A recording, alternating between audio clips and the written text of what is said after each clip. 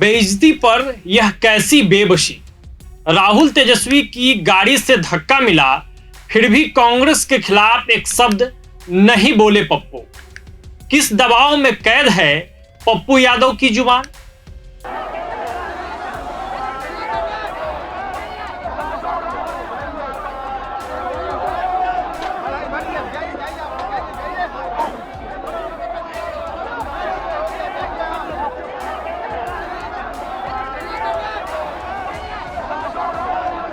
बड़े बेआबरू होकर तेरे कूचे से हम निकले, बहुत निकले मेरे अरमान फिर भी कम निकले। हजार ख्वाहिशें ऐसी कि हर ख्वाहिशों पे दम निकले, बहुत निकले मेरे अरमान लेकिन फिर भी कम निकले।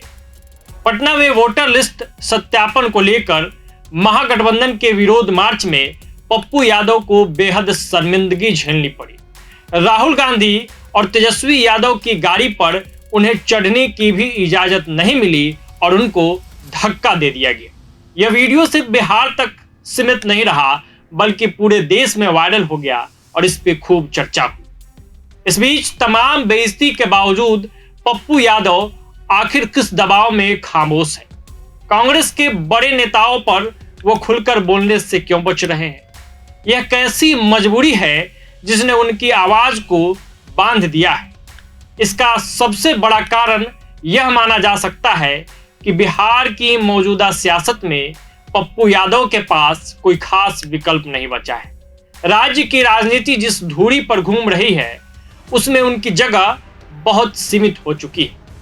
और अब आगे समझते हैं कि आखिर इस पूरे खेल के पीछे की वजह क्या है, पप्पू यादव के बेबसी का कारण क्या है। तो इन कारणों को विस्तार से समझते हैं। उससे पहले नमस्कार, मैं हूं आदर्श, प्रभात खबर देख रहे हैं आप।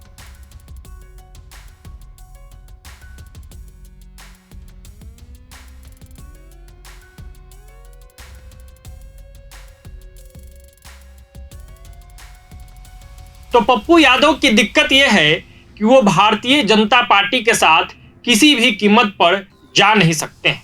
अगर उन्होंने ऐसा किया, ऐसा सोचा भी, तो उनकी जो मुस्लिम समर्थक की एक पूरी टोली है वो पूरी तरह नाराज हो जाएंगे और उनकी पूरी राजनीति की जमीन ही हिल जाएगी। और एक दूसरी बड़ी मुश्किल यह है कि वो आरजेडी में भी वापसी नहीं कर सकते हैं। लालू यादव के साथ उनके रिश्ते तल्ख हो चुके हैं। राजनीतिक विश्लेषक मानते हैं कि लालू के लिए तेजस्वी यादव का फायदा सबसे ऊपर होगा और ऐसे में वो कभी भी पप्पू यादव को तेजस्वी यादव के समकक्ष खड़ा नहीं कर सकते हैं। पूर्णिया सांसद की मजबूरियां यही खत्म नहीं होती है। वो प्रशांत किशोर की नई नवेली पार्टी जनसुराज में भी शामिल नहीं हो सकते। वजह यह है कि बीते वक्त में दोनों के रिश्ते बेहद खराब हुए। खूब आरोप प्रत्यारोप का दौर चला। साथ ही एक बड़ी वजह यह है कि पूर्णिया के पूर्व सांसद उदय सिंह उर्फ पप्पू सिंह ही जनसुराज पार्टी के अब राष्ट्रीय अध्यक्ष बन गए और यही कारण है कि बिहार की सियासत में फिलहाल पप्पू यादव एकदम अकेले दिखाई देते हैं। उन्होंने पहला चुनाव निर्दलीय प्रत्याशी के रूप में लड़ा था और आज भी उसी हालात में वो नजर आ रहे हैं। अब इन सब के अलावे एक और जो सबसे बड़ी वजह है वो ये है कि पप्पू यादव ने अपनी पार्टी जन अधिकार पार्टी का कांग्रेस में विलय कर दिया है। यहाँ तक कि उन्होंने यह भी कह दिया है कि उनकी अंतिम यात्रा कांग्रेस के झंडे में ही निकलेगी। अब असल सवाल यह है कि क्या पप्पू यादव की चुप्पी उनकी रणनीति है या उनकी बेबसी। अगर यह रणनीति है तो भी कांग्रेस में बने रहने के लिए वो ये रणनीति अपना सकते हैं। अगर यह उनकी बेबसी है तो यह साफ संकेत है कि बिहार की राजनीति में उनका प्रभाव लगातार कमजोर होते जा रहा है।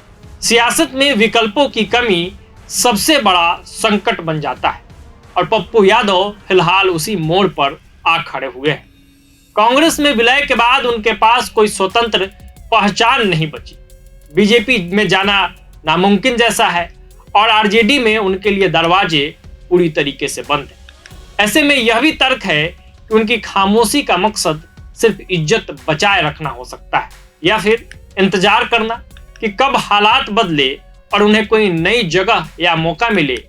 लेकिन सवाल फिर भी वहीं बना हुआ है कि हर बात पे बड़े बेबाकी से बोलने वाले, बड़े मजबूती के साथ अपनी बातों को रखने वाले और बहुत जोर से, बहुत शोर शराबे के साथ अपनी बात को रखने वाले पप्पू यादव कांग्रेस पर बोलने से क्यों बच रहे हैं? तेजस्वी यादव पर गाहे बगाहे उन्होंने बहुत कुछ बोल दिया, लेकिन कांग्रेस आला कमान पे वो बोल नहीं रहे हैं और अपमान का घूंट पी रहे हैं।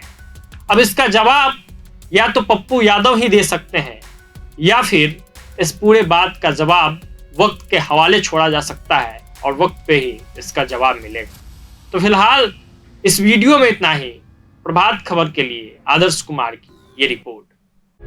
प्रभातखबर.com, विश्वास वही, रफ्तार नहीं।